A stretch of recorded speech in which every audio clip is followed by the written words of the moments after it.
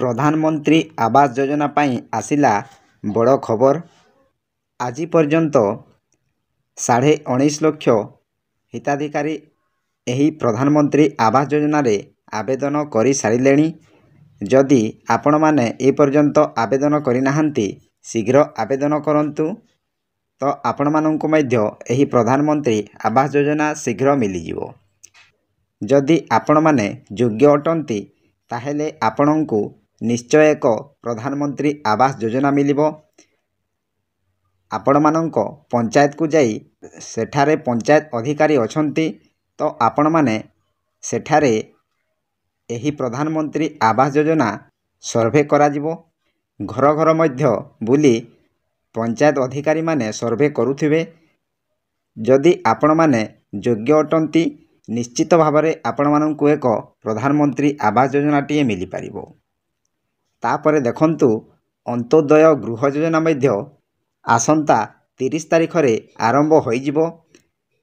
तो एही अंत्योदय गृह योजना कोन, केउ मानंकु एही अंत्योदय गृह योजना मिली पारिबो, से सबु डिटेल्स एही वीडियो माध्यम रे मु आपण मानंकु कहिबी। एवं एही प्रधानमंत्री आवास योजना पाई शेष तारीख कोन रहिछि आपण मानंकु मध्य एही वीडियो माध्यम रे कहिबी। एवं केउ मानंकु मिलिबो, तापरे एही प्रधानमंत्री आवास योजना पाई पंचायत राज मंत्री रवि नायक कोन अपडेट दैछंती सेही विषय मध्य एही वीडियो माध्यम रे आपण मानंकु सब किछि डिटेल्स कहिबी।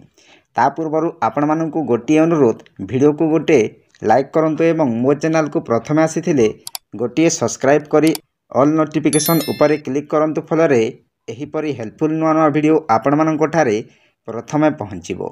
तेणु डेरी न करी चलंतु स्टार्ट करिबा। देखंतु एही खबर न्यूज 7 माध्यम रे प्रकाश पाइछि। गतकाली एही खबर प्रकाश पाइछि। तो देखंतु मार्च 31 तारिख आवास सर्वे रो शेष तारिख। मार्च 31 तारिख जाए चलिबो सर्वे। एबे जाए सर्वे रे 19.5 लाख लोक नाम पंजीकरण कलेनी। ए नै पंचायत राज मंत्री रवि नारायण नायक सूचना दैछंती। एबे प्रधानमंत्री आवास योजना रो सर्वे चलीछि। मार्च 31 जाए चलिबो। देखंतु आज्ञा, मार्च 31 तारिख एही प्रधानमंत्री आवास योजना रो आवेदन रो शेष तारिख रहिछि। एबे जाए सर्वे रे 19.5 लाख लोक नाम पंजीकरण करि सारिछंती। तो आपण माने मध्य पंजीकरण करंतु। निश्चित भावरे आपण मानंकु मध्य एही प्रधानमंत्री आवास योजना मिली पारिबो। आहुरी 17 रु 18 दिन थिबारु आहुरी अधिक लोक सामिल हेबे बोली आशा रखा जाइछि। सेपटे अंत्योदय गृह योजनार शुभारंभ करिवे मुख्यमंत्री मोहन चरण माझी। आसंता 30 तारिख रे कलाहांडी जिल्लारू आरंभ हेबो अंत्योदय गृह योजना। 50,000 लोकंकु योजना सह जोड़िबे सरकार। एने पंचायत राज मंत्री रवि नारायण नायक सूचना दैछंती। देखंतु आज्ञा, एही आवास योजना संगे अंत्योदय गृह योजना मध्य सामिल करा जाइछि। एही अंत्योदय गृह योजनार शुभारंभ करिवे मुख्यमंत्री मोहन चरण माझी।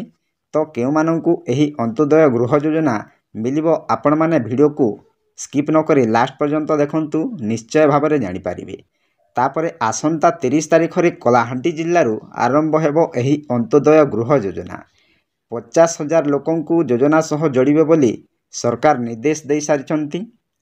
तापरे गरीब लोकंकु अंत्योदय गृह योजना रे शामिल करा जिवो। भिन्नक्षम, विधवा, दुरारोग रे पीड़ित थिबा व्यक्ति एवं शहीद परिवार व्यक्ति, पद्मश्री परिवार व्यक्ति, बन्या बात्या और अग्निकांड घटी घर पड़ी थिबा व्यक्ति एही योजना रे शामिल हेबे। देखंतु आज्ञा, एही योजना रे केउ माने शामिल हेबे ना, गरीब लोकंकु एही अंत्योदय गृह योजना रे शामिल करा जिवो। सेही गरीब लोक हेले भिन्नक्षम बा विधवा, दुरारोग रे पीड़ित थिबा व्यक्ति, तापरे शहीद परिवार व्यक्ति, पद्मश्री परिवार व्यक्ति, बन्या बात्या और अग्निकांड घटी घर पड़ी थिबा व्यक्ति एही अंत्योदय गृह योजना रे शामिल करा जिवो। तापरे एथिपाई ऑनलाइन आवेदन खोलिबो।